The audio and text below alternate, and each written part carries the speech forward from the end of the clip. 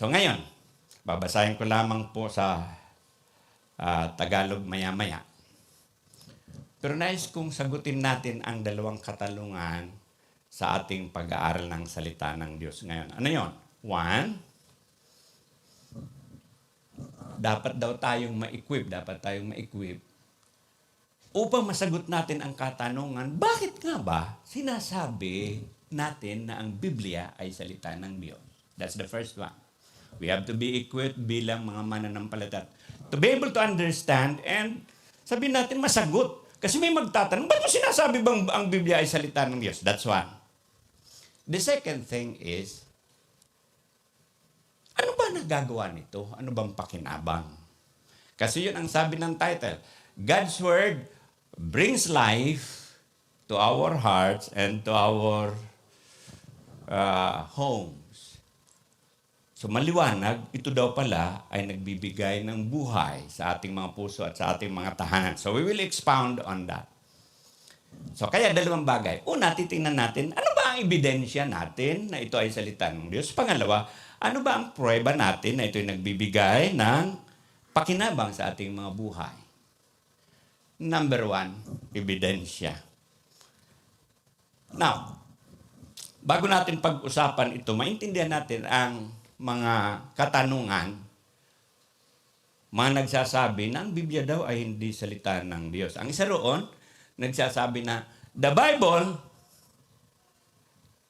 contains, that's the keyword, contains the Word of God. Naglalaman, itong hawak nating Bibliang ito, hindi ito salita ng Diyos. Naglalaman lang ng salita ng Diyos. Mali pong katuruan yon. Because, paano mo malalaman kung alin dito ang hindi salita ng Diyos at alin dito ang salita ng Diyos? Pangalawa, ang sabi ng iba, the Bible becomes nagiging salita ng Diyos. Kung ikaw magbasa, pagdangusap yan sa iyo, naging salita ng Diyos. By the way, ulitin ko na ito mamaya, pero sasabihin ko na ngayon. Meron mga grupo, maging sa kapanahunan natin, narinig na yung salitang, naging remaan niya sa akin ang salita ng Diyos. Ang ibig sabihin nun, nangusap ang Biblia sa kanila, kaya naging rema, nangusap. The rest is plain logos, salita lang. Now that is part and parcel of this belief na the Bible becomes the Word of God. Medyo may kunting paliwanag sila tungkol doon, pero yun po ay isa na hindi natin matatanggap. Because the whole thing, the Bible is the Word of God. So, titingnan natin yung ebidensya. Ano yung ebidensya natin? Kasi napakahalaga. Na hindi lamang natin sasabihin na, naniniwala ako ang Biblia salita ng Diyos. Dapat, meron tayong masasabi sa nagtatanong. Dapat malalim na maitanim sa ating kaisipan, sa ating mga puso, at sa ating mga damdamin, na meron tayong batayan ng ating pag-angkin. Upang sa ganon, mga kapatid, merong mga bagay na maitatanong. Sabi nga ni Apostol Pedro, sabi niya, dapat handa tayo na sagutin, sabihin kung ano meron tayong pag-asa. 1 Peter chapter 3 verse 15. Ang sabi ron, lagi kayong maging handang sumagot sa sinumang humihingi ng paliwanag sa inyo tungkol sa pag-asang nasa inyo. Ang pag-asa natin ng kaligtasan ay hango sa sinasabi ng Biblia. Will you be able to respond pag nagtanong sila? Sabi ni Pedro, dapat ready tayo. So ngayon, ang mga ebidensya, mga kapatid. Isa-isayin natin. Ito una, yun na lang mula sa ating talata. Sa Tagalog, sabi ay ganito. Ang lahat ng kasulatan ay kinasihan ng Diyos at kapaki-pakinabang sa pagtuturo ng katotohanan, sa pagsaway sa kamalian, sa pagtutuwid sa likong gawain, at pagsasanay para sa matuwid na pamumuhay, upang ang lingkod ng Diyos ay maging ganap at handa sa lahat ng mabubuting gawain. Yun pong kinasihan ng Diyos, doon sa binasa ni Jael ang sabi doon ay, God breathed Yun ang po ang literal translation ng original ng ibig sabihin at ang translation sa Tagalog ay kinasihan ng Diyos. Now, para mapadali tayo, I quoted an authority patungkol dito. At ang sabi doon ni John Stott, isang mahusay na teologo.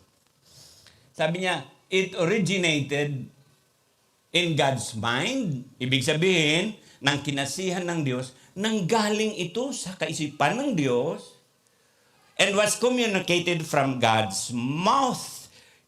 Pinahayag sa pamamagitan ng bibig ng Diyos by God's breath or spirit. The translation in the original ay pwede translate ng breath or spirit. So yun ang sabi ni John Stott. Ibig sabihin, galing talaga sa Diyos ito. Ipinahayag mismo ng kanyang bibig. Kaya ang tawag at sinabi na ang banal na Espiritu ang gumawa nito. Pangalawa, meron tayong 2 Peter 1:20-21 sa ating teksto. Ito ang sinasabi sa Tagalog, higit sa lahat, unawain ninyong walang makapagbibigay ng sariling pagpapakahulugan sa alinmang propesiya ng kasulatan. Sapagkat ang pahayag ng mga propeta ay hindi nagmula sa kalooban ng tao. Mahalaga yun. Hindi sa kagustuhan ng tao. Ito'y galing sa Diyos. At ipinahayag ng mga taong nasa ilalim ng kapangyarihan ng Espiritu Santo. These two passages ang siyang basic, siyang fundamental text natin sa pagpapatunay na ang Biblia ay salita ng Diyos. Ang ibig sabihin nung nakapulang yan, hindi nagmula sa kalooban ng tao, ito'y galing sa Diyos. Ang ibig sabihin nun, inudyukan at binigyang direksyon ng banal na Espiritu ang mga manunulat. Ano pat ang kanilang mga pangungusap, ang kanilang inihayag, ay hindi galing mismo sa kanila, kundi mismong salita ng Diyos. At hindi nila sariling kaisipan. So kaya nga sinasabi natin, at sinasabi ng banal na kasulatan, na itong ating pinanghahawakan na batayan ng ating pananampalataya ay hindi lamang gawa ng tao, kundi salita ng Diyos. So ngayon, ano ba ang ebidensya natin? Magbibigay po ako ng ilang ebidensya mula sa mga talata. Unahin na natin ng Biblia. Unahin na natin ito. Una, sabi nga ng mga talatang binasa natin, ang banal na kasulatan ay nagmula mismo sa Diyos. So we discussed that already. Sa ibig sabihin nito mga kapatid, saklaw nito ang Old Testament. Lahat ng 39 books ng banal na kasulatan sa Old Testament. Saklaw din po nito ang 27 books ng New Testament. So, 66. Paano nga natutunan? Thank you. Yan po ang mahal kong asawa. Yan. Wala nang iba.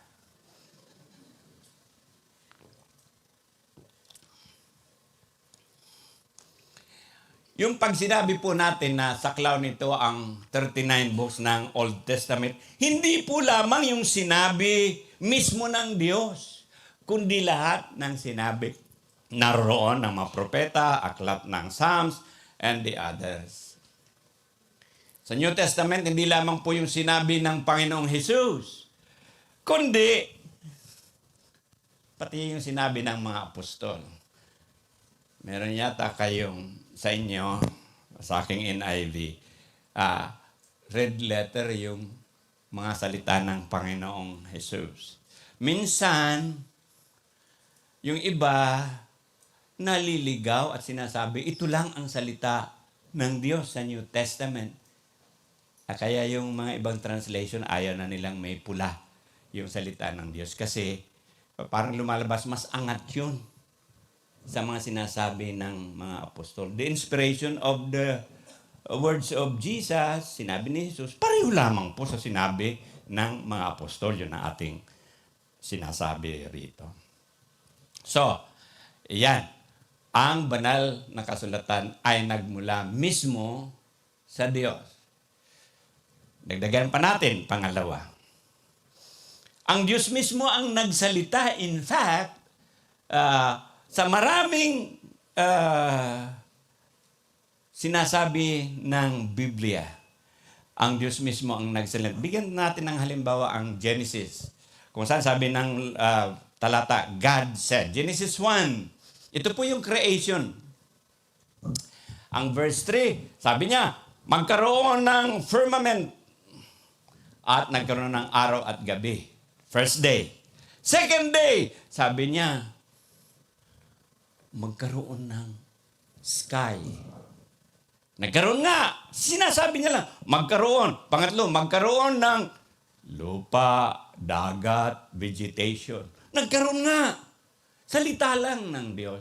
Ang kasunod ay, sabi niya, magkaroon ng mga ilaw sa langit. Sun, moon, stars. And it was so. Panlima, sabi niya, yung mga hayop sa himpapawid at saka sa dagat, nagkaroon. Pang-anim, yung lupa niya, magkaroon ng mga hayop. And then, it was so. At towards the end of the day, He created man. Pero interesting, ha? At gusto kong magkaroon ng konting discourses dito, konting paliwanag. Kasi yung ika-anim, hindi niya sinabi magkaroon ng tao. Napansin niyo ba yun? Hindi lamang tayo created because He said. Ano ang sinabi niya? Let us make man in our image. Mga nagtatanong, sino ba yung kausap ng Diyos? And we learn from the revelation na yun ay ang eternal Son of God, ang Panginoong Jesus. Because, pag titinan niyo ang Biblia, tayo ay nilalang din sa wangis ng Panginoong Jesus. And therefore, in fact, hindi lamang yan. John 1:1-3. In the beginning was the Word was God, and the Word was God. And verse 3 sabi niya, He created all things. Wala daw na-create kung hindi sa pamamagitan niya. And therefore, kasama siya sa creation. Sabi niya, through Him all things were made, without Him nothing was made that has been made. John 1:3. Colossians chapter 1 verse 16, sabi roon, all things were created by Him and for Him. So creator si Jesus Christ. And I believe that as there is Jesus Christ in His pre-incarnate state.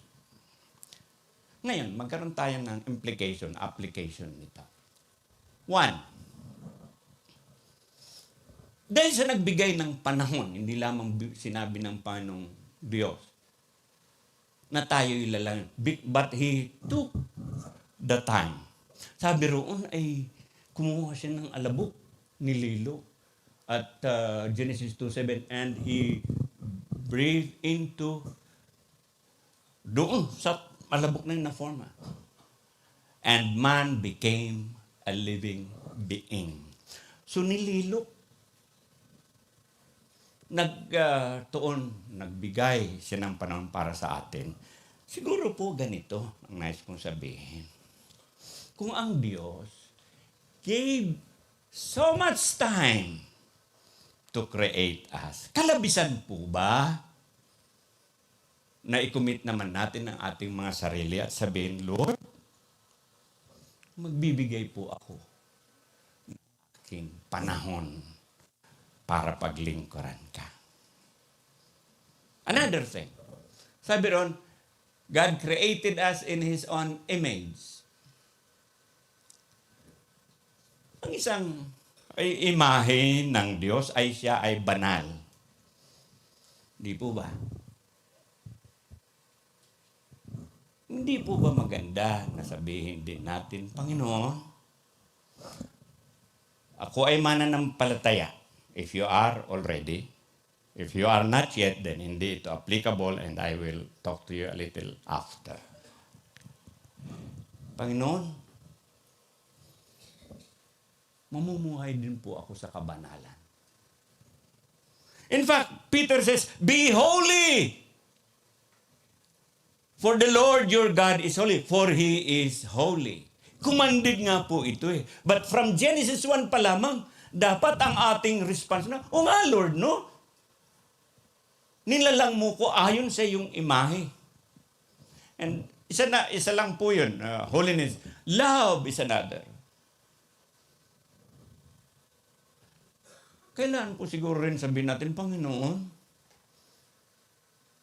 no matter how hard it is, sa mundong ito na mamuhay sa kabanalan, mamuhay sa pag-ibig, Panginoon, sa tulong niyo po at sa biyaya niyo po, gagawin ko po yun. Nalulungkot po tayo siguro ng uri ng Kristyanismo natin sa maraming kakilala natin ay hindi yung pamumuhay sa kabanalan. Mag-iba po tayo. Let's be different sa ating mga pamumuhay. At mga kapatid, nung lalangin nga tayo, hindi lamang tayo naging physical man. He breathed into his nostrils, to that man, the breath of life. So ang tao po ay na physical at saka spiritual nga, no? Naiiba po tayo, obra maestra ng Diyos. So ang tanong ay ito,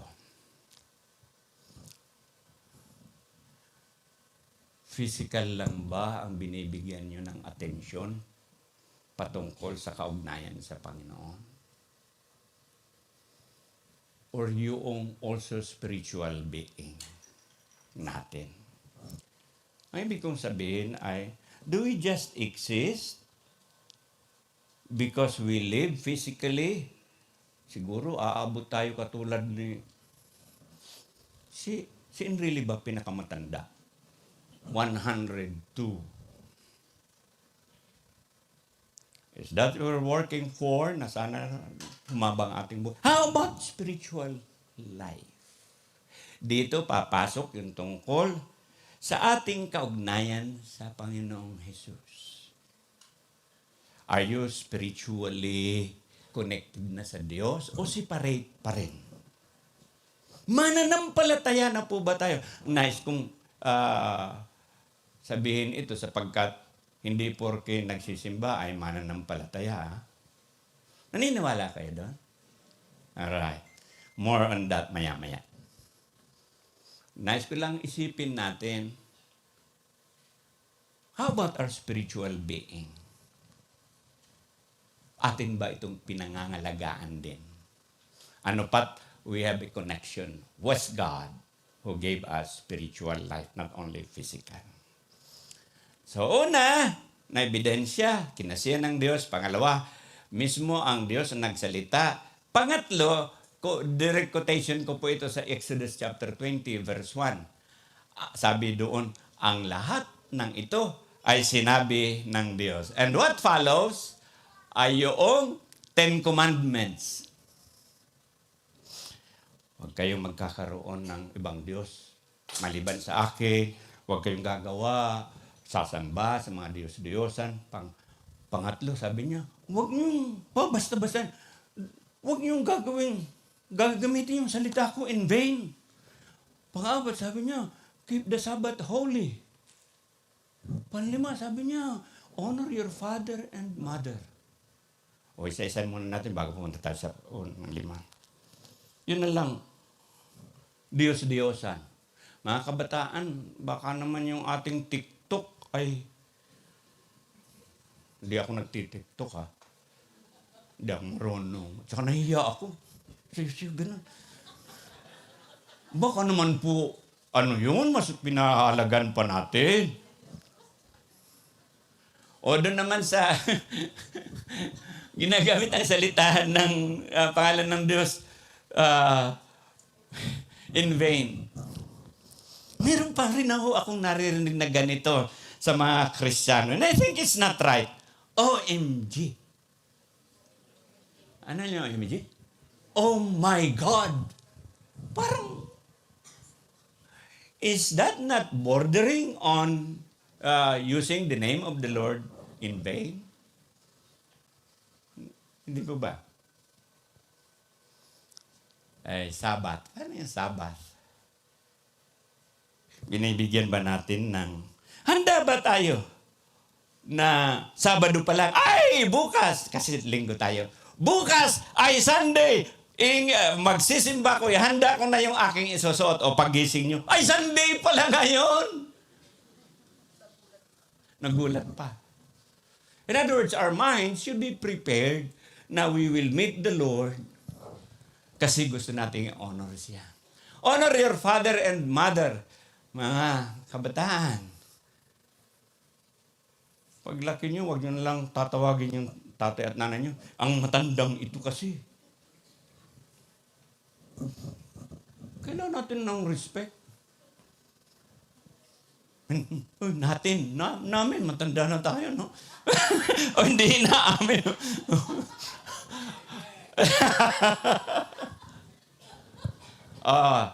Panganim, you shall not murder.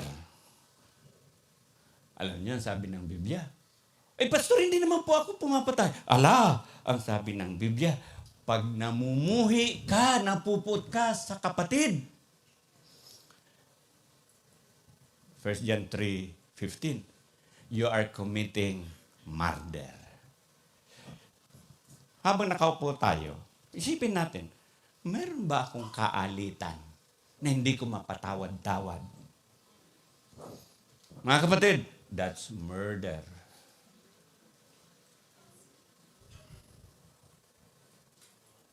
Ikapito, sabi ron,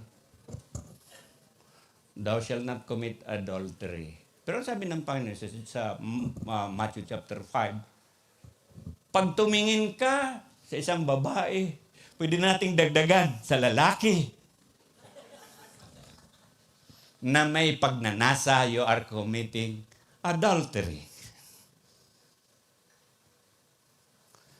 Baka naman sakop nito yung pornografiya. Baka di man lang tayo nakukonvict pag nanonood tayo ng pornografiya. May problema ho yun. Yan. Anong kasunod? Sabi doon, huwag kang magnanakaw. Huwag kang maging false witness. Tapos sabi niya, do not covet. Mga kapatid, ang 10 utos, sinabi yan mismo ng Diyos. But not only that, maraming, sa kabuuan ng Biblia, kahit yung sinabi ng mga propeta. Gusto ko lang i-single out ito. In fact, I was reading Genesis this morning. Talagang maraming sinabi ng Diyos. Kinausap niya si Cain, halimbawa. Talagang direktang kausap. But not only those things that sinabi ng Diyos, kundi lahat ng lumang tipan. That brings us sa ika-4 na ebidensya. Ang mga propeta ay tagapagsalita ng Diyos. Kaya lahat ng sinabi po nila ay salita ng Diyos. Si Isaiah, si Jeremias, lahat ng mga propeta. Bigyan ko kayo ng halimbawa nung sinabi ni Isaiah. Isaiah 40 verse 7 and 8. Sabi roon, patungkol sa ating mga tao, no? Latter part ng verse 7 hanggang 8, ito ang sinabi. Tunay nga na ang tao ay tulad ng damo. Oo, ang damo'y nalalanta at kumukupas ang mga bulaklak. Ngunit ang salita ng ating Diyos ay mananatili magpakailanman. Salita kasi ng Diyos, mananatili yan. Salita lang ng tao, hindi. Yan. There are many more. O, sa Matthew, sumunod na, ibilisan na lang natin. Punta tayo sa New Testament. Mga sinabi ng Panginoon, umpisa na dun sa Matthew chapter 24 verse 5. Ang context nito, 35. Ang context nito ay yung tuturo ang Panginoon Jesus tungkol sa second coming. Sa chapter 24, verse 35, ganito ang sabi niya. Heaven and earth will pass away, but my words will never pass away.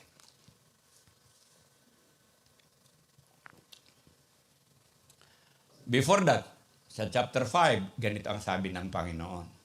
17 to 18. Do not think that I have come to abolish the law or the prophets. I have not come to abolish them but to fulfill them. Para to pa rin ito, hindi ako nagpunta para pawalang bisa ang law and the prophets. I tell you the truth, until heaven and earth disappear, not the smallest letter, not yung pinakang smallest letter sa Old Testament, ang tawag doon ay yod. Nakaganon lang yun. Not the least stroke of the pen will by any means disappear from the law until everything is accomplished. Bakit sinabi yun ng Panginoong Jesus? Kasi ang salita ng Diyos ang Biblia ay salita ng Diyos. Siya mismo ay nagpapatunay nito. Sabi pa niya, alam niyo itong John 10:35, sabi niya, the scripture cannot be broken. Hindi masisira. Now, very interesting ang Luke 24. Alam niyo yung Luke 24, the resurrection appearance of Jesus Christ doon sa dalawang tao on the road to Emmaus at saka sa mga disciples. Sabi niya dito, nagtatanong sila, nabuhay ka pala, so on so forth. Sabi niya, this is what I told you while I was still with you. Everything must be fulfilled that is written about me in the law of Moses, the prophets, and the Psalms. Now, yun pong tatlong yon, law of Moses, prophets, and the Psalms, ay yun ang kabuuan, summary, nung kabuuan ng 39 books ng Old Testament. Law ni Moses, the first 5 books, yung binanggit dito yung prophets, lahat ng mga propeta, mga sinulat ng mga prophets, and the Psalms. Pag sinabing Psalms, kasama kasi sa Old Testament, nauna Psalms, and then may mga kasamahan yon, Proverbs, ganon. So, sakop na yon doon. So, it speaks of the totality of the Old Testament. Sinasabi ng Panginoong Jesus, therefore, na yung Old Testament ay salita ng Diyos. Malagay ko, wala na kayong iba pang kasing lakas na magpapatotoo niyan. May isa pa ako rito. Ang mga pahayag. How about yung mga pahayag ng mga apostol? Ang kanila pong pinahayag ay salita din ng Diyos. Kasi ang Diyos ang nagpahayag sa kanila. Bigyan ko kayo ng 3 halimbawa. Si Apostol Pablo. Yun na lang pang malaman pong Romans 1 and verses 2 and 3. Sabi niya rito, ang magandang balitang ito na ipinangako niya noong una pa man sa pamamagitan ng mga propeta at sinasabi sa mga banal na kasulatan. And then he goes on, talks about the gospel. Yung Hebreo, yung writer ng Hebreo, chapter 1 verses 1 and 2. Ito po ang sabi. Ang salita ng Diyos ay buhay at that's 4:12. Buhay at mabisa, mas matalas kaysa alinmang tabak na magkabilay may talim. Ito'y tumatagos maging sa kaibuturan ng kaluluwa at espiritu at ng mga kasukasuan at buto at nakakaalam ng mga iniisip at binabalak ng puso. Pero ang chapter 1, verses 1 to 2, ganito po ang sabi. And this is very direct, sabi niya. Noong una, nagsalita ang Diyos sa ating mga ninuno at sa iba't ibang panahon at sa iba't ibang paraan sa pamamagitan ng mga propeta. Ngunit sa mga huling araw na ito, siya nagsalita sa atin sa pamamagitan ng kanyang anak. And then Apostle Juan, Revelations 1:1, ito ang sabi. So meron tayong pagpapatuloy ni Pablo, writer ng Hebreo, at si Juan, Apostol Juan. Revelations 1:1, ito ang pahayag ni Jesucristo na ibinigay ng Diyos sa kanya at kanyang ipinahayag kay Juan na alipin sa pamamagitan ng kanyang inihayag sa kanya kay Juan. Now, palagay ko sapat na yun na ebidensya, no? Sana, after this, hindi na tayo magduda ng ating Biblia ay salita ng Diyos. Yes, I must admit. Merong mga scribal error dyan sa pag-translate. Pero yung original po ay walang mali. Dito, merong mga, alam niyo naman po, siguro paggabi, nahirapan nung kopya yung scribe. Biro mo yun, kung may quit na ang liit nun, baka yun ay malimutan. Kaya may mga, scribal error. Pero hindi nagbabago ang katotohanan na ang Diyos ay nagsalita at ang kanyang sinabi ay naandito sa ating Biblia. Ay ito ang Biblia natin. So, ebidensya. How about yung, punta naman natin yung prueba, proofs. No? That the Word of God brings life. Ayon doon sa tema ng ating National Bible Month. Una, ay ito'y instrumento sa ikaliligtas. Yung ating binasa 2 Timothy 3:16-17. Before that, sa 14 hanggang 15. Sabi rito ng Apostol Pablo kay Timoteo, ngunit ikaw, magpatuloy ka sa mga aral na natutunan mo at naibigay. Matibay mong paniniwalaan sapagkat kilala mo ang nagturo nito sa iyo. Mula pa sa pagkabata, alam mo na ang banal na kasulatan na may kapangyarihang magbagay sa iyo ng karunungan tungo sa kaligtasan sa pamamagitan ng pananampalataya kay Kristo Jesus. So, ang Biblia po, pag ating binabasa at pinapaniwalaan, nagtuturo yan ng kaligtasan natin ay nasa Panginoong Jesus. Si Timoteo may lola, Nanay Eunice at si Loida. Pero kailangan pa rin siyang kumilala sa Panginoong Jesus bilang kanyang Panginoong tagapagligtas. Mga kapatid, mga anak, ang kaligtasan hindi mana-mana yan, ha? Hindi porke si Lola at si Lolo ay Kristiyano, ako'y Kristiyano na rin. Hindi. Kahit magkasama kayo sa isang tahanan. Hindi rin ito nangangahulugan na pag ikaw ang tagal na sa simbahan, ay Kristiyano ka na. Naalala ko tuloy, ang Ninong Carding, sabi ko sa inyo, siya ang spiritual father ko, no?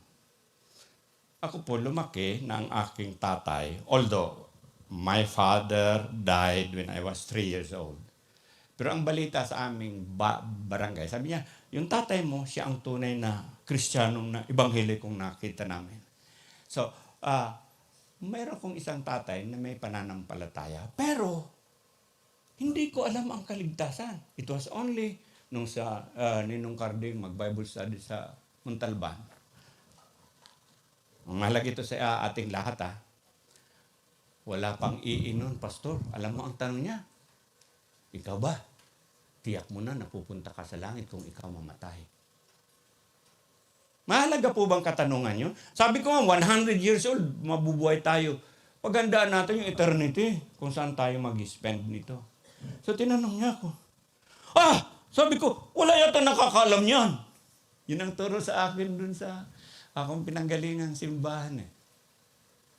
Wala nakakaalam. Naniniwala ka ba sa Biblia? Sabi ko, opo. Kung may babasahin ako sa iyo, paniniwalaan mo, opo. Binasa niya sa kanyang lumang Biblia, unang 1, 5, 11 hanggang 13. Ito ang patotoo na binigyan tayo ng buhay na walang hanggan at ang buhay na ito ay nasa kanyang anak. Ang kinaroroonan ng anak ay kinaroroonan ng buhay. Ang hindi kinaroroonan ng anak ng Diyos, hindi kinaroroonan ng buhay. Isinulat ko ito sa inyo upang inyong malaman na kayo ay may buhay na walang hanggan. Alam pala nila, di ba? Sabi niya. Pwede ba nga malaman? Ay, opo, pwede pala. That week, it was a Sunday, kinawebisan, sabi ko, Lord, gusto ko pong matiyak ang buhay na wala. Gusto ko pong pumunta sa langit pag ako'y namatay. Mga kapatid, at this point, may I ask, tiyak nyo ba na kayo'y pupunta sa langit kung kayo mamatay?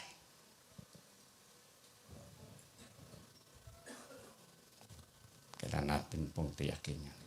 Ang Biblia ay instrumento para sa ikaliligtas. Yan ang unang pakinabang. Pangalawa, sabi ng 2 Timothy 3:16b to 17, at kapaki-pakinabang sa pagtuturo sa katotohanan, sa pagsaway sa kamalian, sa pagtutuwid sa likong gawain, sa pagsasanay para sa matuwid na pamumuhay, upang ang lingkod ng Diyos ay maging ganap at handa sa lahat ng mabubuting gawin. Napakalaking kapakinabangan ang sinasabi rito. Alam ba, sabi niya, tuturuan ka nito patungkol sa kung ano ang totoo. Hindi lamang yon. Pag ikaw ay naligaw, nagkasala, sasawayin ka nito. Pangatlo, okay, sinaway ka na. Ano naman ang dapat mangyari ngayon? Sabi niya, ito na ang lakaran mo. Tutuwirin na ang iyong pamumuhay. At hindi lamang yon, sasanayin ka sa tuwid na pamumuhay upang maging kumpleto, lumago ka, maging spiritual ka, ikaw ay maging sangkap para nang sa ganun makapaglingkod ka sa Panginoon. Napakalaking kapakinabangan. Pangatlo, Deuteronomy chapter 6 verse 1 to 3. Nagpapahaba ito ng buhay. Yan. Hindi po totoo yung sinasabi ng iba. Pag masamang damo. Hindi totoo yun. Ang totoo ay ang sinasabi ng Biblia. Kaya ang sabi rito, short na lang.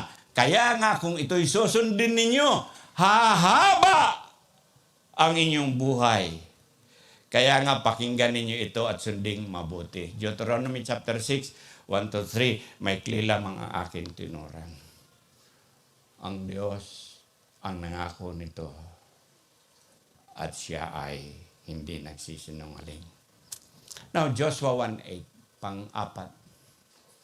Nagbibigay ng tagumpay at kasaganan. Bagamat ito'y promise lamang kay Josue, in principle, pwede pa rin natin pong i-claim ito. Panghawakan. Ano sabi rito? Sundin mo ang buong kasulatan na ibinigay sa inyo ni Moises. Huwag kang susuway sa anumang nakasaad doon at magtatagumpay ka saan ka man pumunta. Huwag mong kaliligtaan basahin ang aklat ng kautusan. Pagbulay-bulayan mo ito, araw at gabi upang matupad mo ang lahat ng nakasaad doon. Sa ganon, magiging masagana at matagumpay ang iyong buhay. Napakaganda, di po ba? Not only for Joshua, it's also for us. 40 minutes lang ako, kaya bibilisan ko na. Marami pang sinasabi ang aklat ng awit. Psalm 19, 7-11. May kanta pa nga ito, the Lord is perfect, converting the soul, the testimony of the Lord. Yan. Alam niyo yun, no? Wala nang umaawit na kumakanta ngayon ng Psalms. Sa Tagalog, ito ang sabi. Verse 7, ang batas ni Yahweh ay walang labis, walang kulang. Ang blessing, ito'y nagbibigay sa tao ng panibagong kalakasan. Ganda, no? Verse 8, ang matuntunin ni Yahweh mapagkakatiwalaan, nagbibigay ng talino sa payak na isipan. Alam nyo, ako bukang bibig ko ito talaga ang Ninong Carding. Magugulat ka doon. Pag ang pinag-uusapan ay Biblia, magtanong ka sa aming camp, nagtanong ng mga katanungan. Ang sasabihin lang ng Ninong Carding, matapos yung nasa panel mga nagsalita na, baka naman ito, ang talatang ito ay aakma sa iyong katanungan. Ay, akma nga!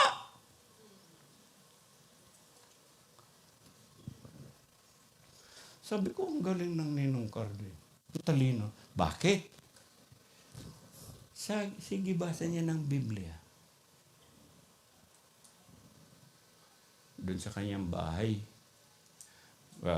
pagkatapos ng mga manggagawa, makikita mo na nagbabasa ng kanyang Bible. Totoo ang pangakong ito. Ano pa? Verse 9. Ang mga utos ni Yahweh ay makatwiran. Ito'y nagpapasaya ng puso at kalooban. Ang ganda, no? Malungkot ba kayo ngayon? Basahin niyo ang Biblia. Yan ang ibig sabihin nun, di ba? Nagpapasaya ng puso at kalooban. Ano pa? Doon na lang tayo sa 11. May kanais-nais ito mas kanais-nais ito kaysa gintong lantay. Mas matamis pa kaysa pulot ng pukyutan. Ang mga utos mo, Yahweh, ay babala sa iyong lingkod. May malaking gantimpala kapag aking sinusunod. So, bibigyan din po kayo ng sasawayin. Sabi nga kanina, magbibigay din po ito ng babala. O anak, mali ang ginagawa mo. Mapapahamak ka dyan. Huwag mong ituloy. Bibigay ng babala. At kung ating pinamuhay, sabi rito, malaking gantimpala. Ibig ba sabihin ng pastor, yayaman ako, gagantimpalan ako ng ginto? Hindi naman gano'n.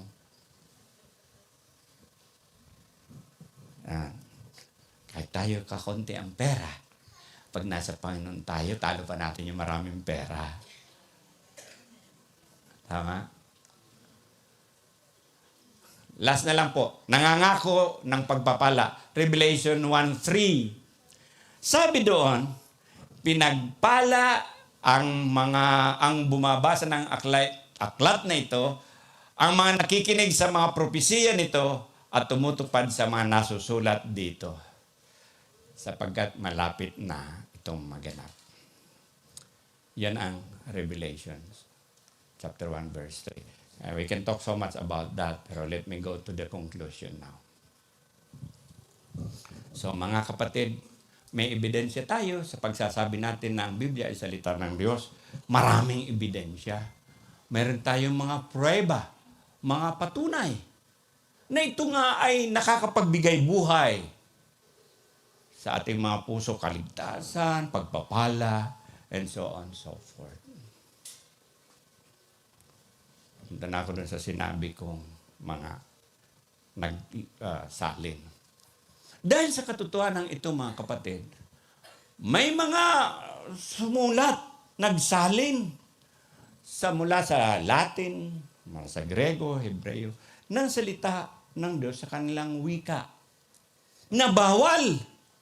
Ang isa roon sa Britain, ang kanyang pangalan ay si John Wycliffe, kung saan nanggaling yung salitang Wycliffe Translators. Panahon 1324 siya nabuhay, namatay siya noong 1384. Sinabihan siya, pinagbabawal sa kanya na mangaral ng Ebanghelyo, at nung sumulat siya sa Ingles mula sa Latin, sabi niya, ikaw ay heretic, ikaw ay masamang tagapagturo, maling tagapagturo. Ang dapat, ang sinasabi ng iglesia, yun ang masusunod. Pero ito ang sabi niya. The Bible, not the church. Not the church law should be the rule of faith. Dapat ang Biblia, hindi yung sinasabi ng mga papa at ng simbahan ang siyang mananaig when it comes to faith. Meron pa akong isang babanggitin. Itong si German theologian na Martin Luther. Sinali naman niya ang Bible sa German upang mas marami ang makabasa, hindi lamang yung mga praile, hindi lamang yung mga pare. At sabi sa kanya, Martin Luther, ang authority hindi lang ang scripture. Pero sabi niya ito, scripture alone before that is the true Lord and Master of all writings and doctrine on earth. Let me give you the background, pati yan. Kasi sa kanyang pagsusulat, marami siyang isinulat, at ang sabi, siya ay hinuli at sinabi, two things sa diet of worms. Dalawa ang iyong sasagutin. Lahat ba ng sinulat mong ito, sulat na ito sa iyo? Yes or no? Sabi niya, yes. Pangalawa, gusto mo bang i-recant? Gusto mo bang sabihin na, hindi ko na yan pinaniniwalaan? Ito ang sagot niya. The most famous of his sayings. Sabi niya, unless I am convinced by the testimony of scriptures or by clear reason, I am bound by the scriptures I have quoted, and my conscience is captive to the word of God. I cannot and will not retract anything. Hindi ako tatalikod dyan. Paninindigan ko yan. Salita yan ng Diyos. Since it is neither safe nor right to go against conscience, I cannot do otherwise. Hindi wala akong magagawang iba pa. Yan na talaga. Here I stand. May God help me. As a result, he was banished. Nasa harap siya, emperador nung araw, Charles V. Pero kahit ito ang nangunguna, pinakamataas na otoridad, nanindigan siya na ang Biblia ang kanyang susundin. Mga kapatid, kung tayo ay dumating sa point na yon, although sa ating kapanahonan, parang hindi naman darating dun, no? But just in case we are called upon to choose between yung gusto nilang sabihin, kung sino man yun, at saka yung paniniwala mo sa Biblia, masabi mo rin kaya na, ito po yun, kahit ano pang gawin niyo sa akin. Pero salamat, we don't have to come. Sa aking paningin, palagay ko lang, hindi tayo darating sa ganun. Kaya nga meron pang National Bible Month. Ang civil government is not going to persecute us. Pero ano ang dapat nating attitude, panindigan bilang mga mananampalataya? Ang isi-share ko ay iiwanan ko sa inyo ay yung sinabi patungkol kay Ezra. Lahat tayo dapat ganun. Ano yung sinabi sa Ezra? Meron ba dyan? Sabi rito, buong sikap na pinag-aralan ni Ezra ang kautusan ni Yahweh upang maisagawa niya ito at upang maituro niya sa bayang Israel at ang mga batas at tuntunin ito. Na mga kapatid, that's in order. Hindi yan pwedeng baligtarin. Una, aaralin natin. Sunod, ipapamuhay natin. Kasi kung naaral natin at hindi natin naipamuhay, parang hindi ka naman natuto. Right? Ngayon, kung naisagawa na natin, saka tayo magturo. Kasi pwede mong sabihin, yan po ba ay nangyari na sa inyo? Ay, pwede mong sabihin, yes. Ginawa niyo po ba yun? Yes. Hindi pwede mauna yung pagtuturo kaysa sa pagsasagawa. Right? Kaya nga po ang kahuli-hulihang challenge ko mga kapatid ay ito. Basahin niyo nga po. Sige nga po. Ready? Go!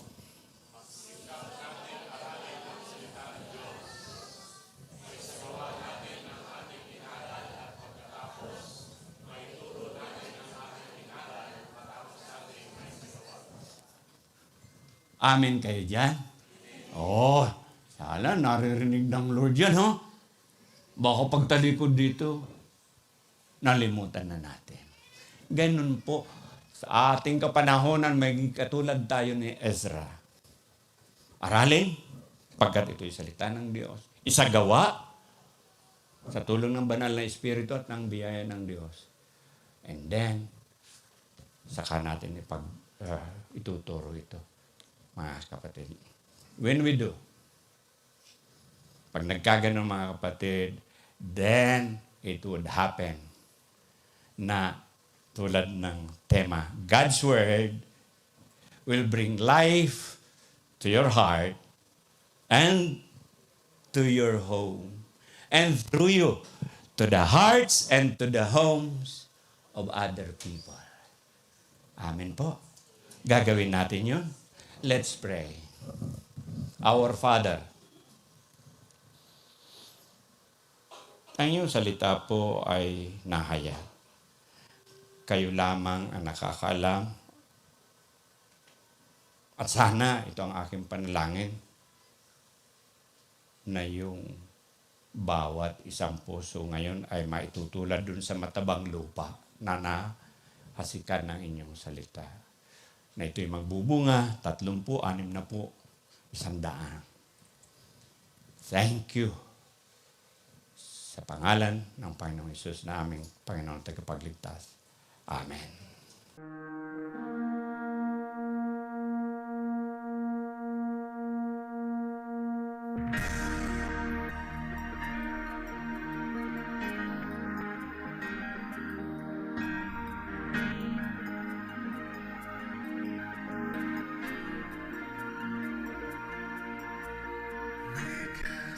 Your showcase an attraction for you, then others may see who you really are,